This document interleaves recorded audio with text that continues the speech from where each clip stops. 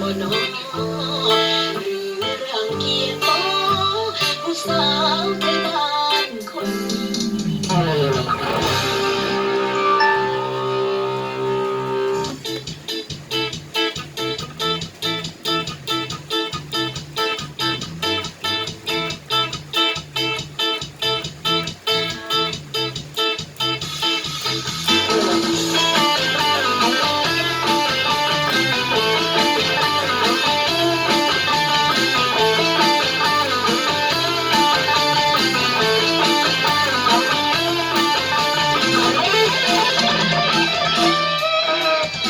คือว่ากันฮักคือตีกันฮักแทนน้ออายตายไปเกิดไปให้มันที่ใจสบอพี่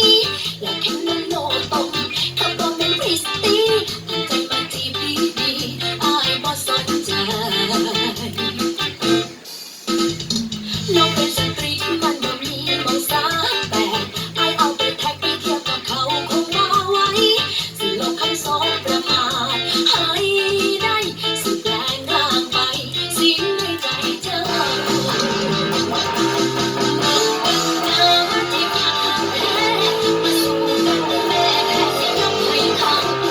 ไม่ใช่เด็กไปดังขอเป็นเด็กไปดาว